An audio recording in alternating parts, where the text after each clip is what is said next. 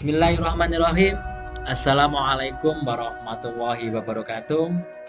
Selamat pagi semuanya, sehat selalu untuk kita.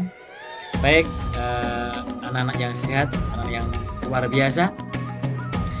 Kali ini kita akan mencoba untuk membahas tentang materi point to point network, materi yang banyak ditanyakan oleh anak-anak ketika dia mau PKL di ISP.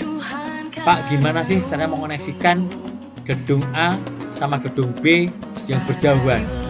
Dia bisa tukar data, tukar file, tukar informasi. Ini langsung dia gitu, secara langsung. Nah, dia bingung gimana caranya gitu kan. Nah, ternyata itu ada di materi kita saat ini, point to point network. Bagaimana kita bisa mengoneksikan dua gedung ini secara langsung sehingga dua gedung ini dapat saling terkoneksi untuk tukar data atau tukar informasi. Gitu ya, kita bahas untuk pertemuan kali ini, point to point network.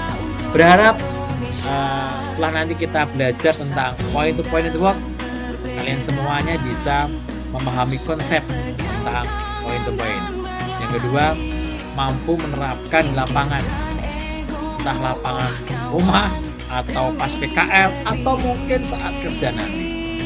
Yang ketiga, bisa untuk tadi menerapkan kan, berarti bisa mengintegrasi. Nah, ini penting. Selain menerapkan, tentunya bisa buat dong. Kan setelah menerapkan, gimana kita lagi buat ya?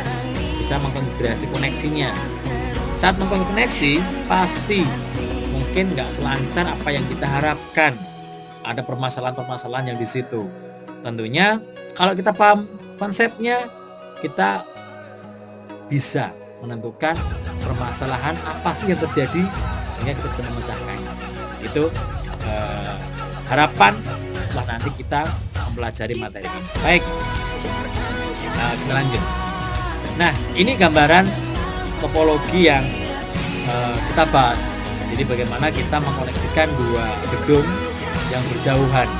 Ini lumayan gambarnya topologi, jaraknya 2 kilo. 2 kilo itu contoh seperti kita orang Solo gitu kan.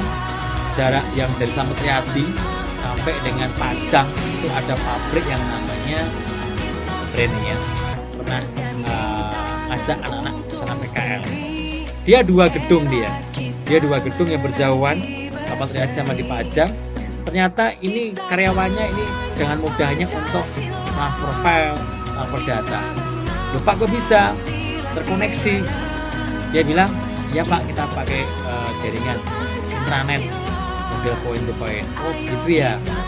Ini seperti ini modelnya. Jadi gedung A sama gedung B yang jauhnya lumayan, mungkin bisa lebih dari 2 kilo. Ini bisa tukar data atau tukar informasi. Sebelum ke sana, kemarin kita sudah pernah bahas kan, apa bedanya dengan ini Pak, yang kemarin kita setting, point to multipoint. Serupa tapi tak sama.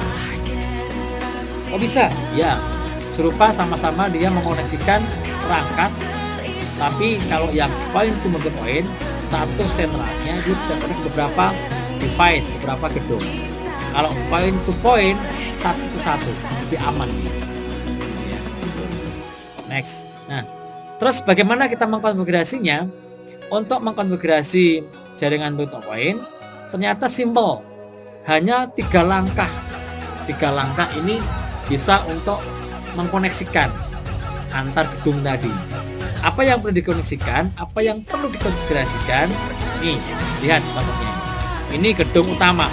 Gedung utama ini yang akan menyebarkan atau memberikan koneksi ke gedung yang lainnya.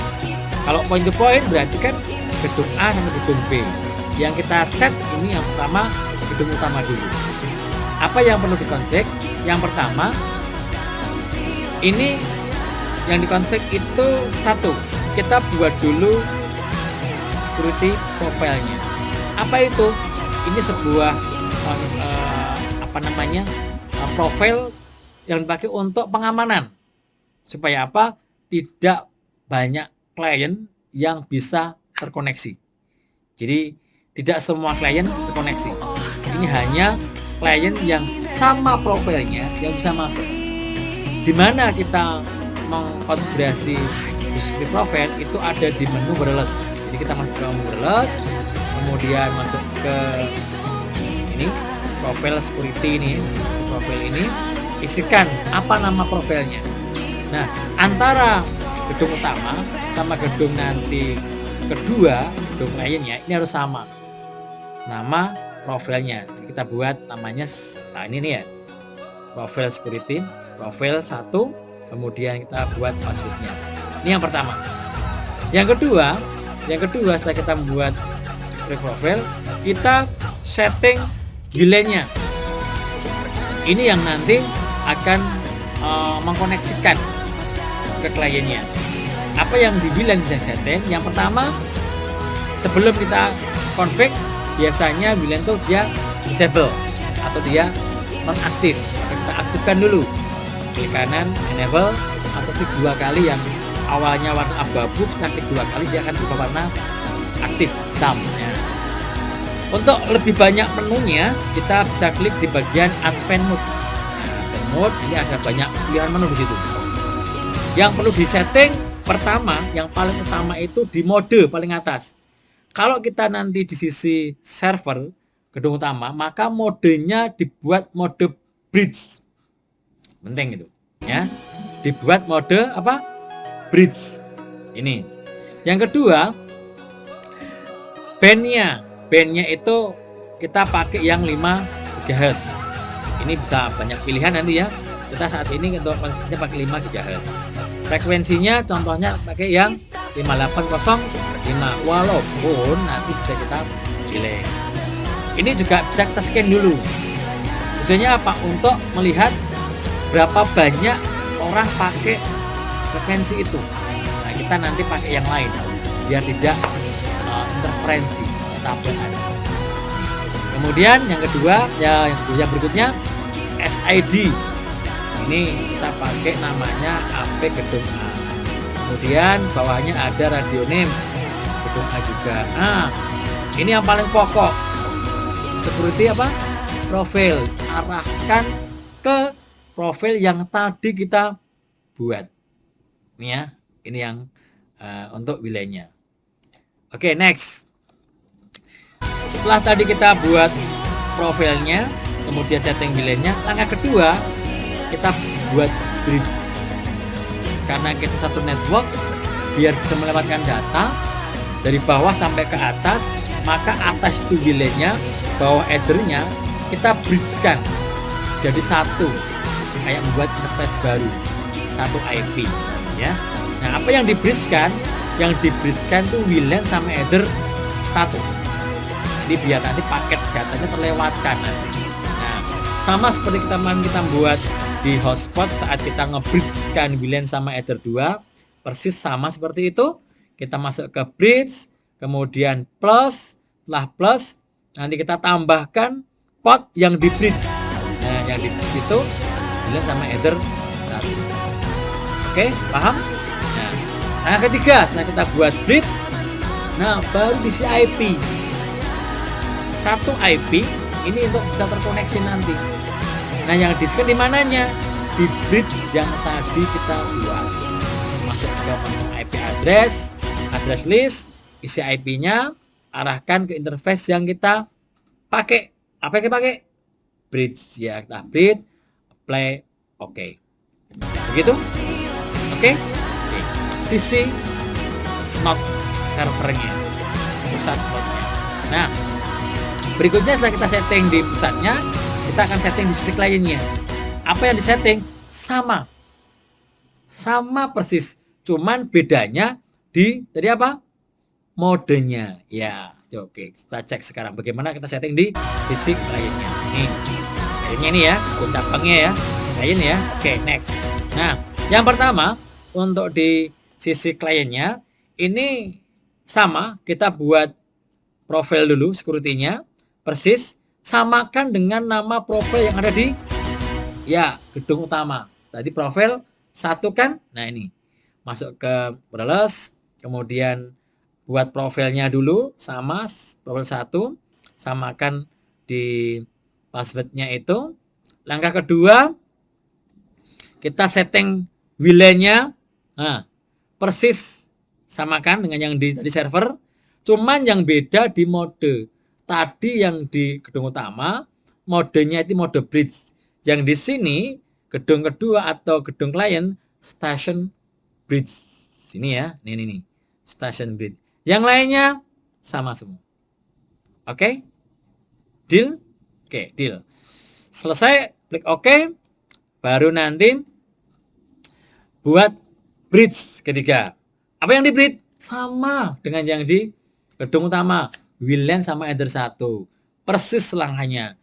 Bridge, kemudian plus, tambahkan WLAN sama Ether 1. Langkah ketiga, terus isi IP. Satu network dengan yang di Ether atau di gedung A tadi. Isi IP selesai, dua-duanya oke, cek koneksinya. Bagaimana ngeceknya? Nih, lewat tes koneksi.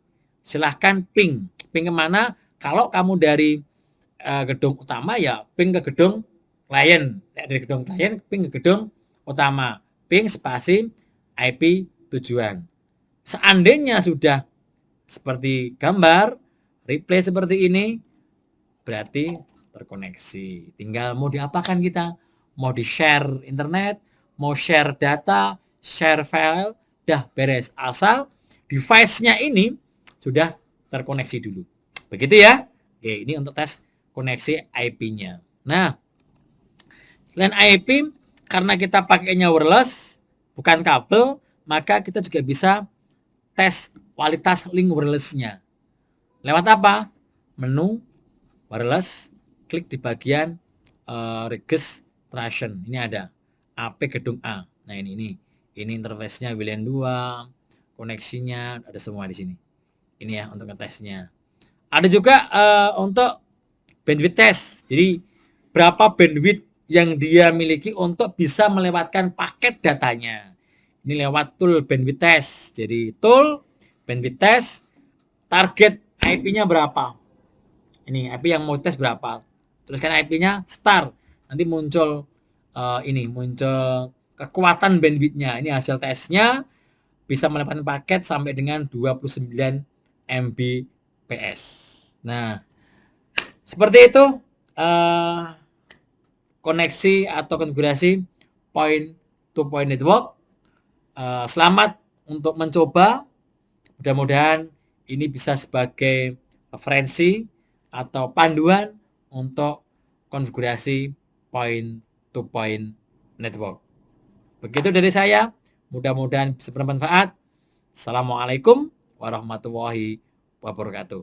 Ketemu ke konfig yang lainnya. Salam dan sehat selalu untuk kita semua.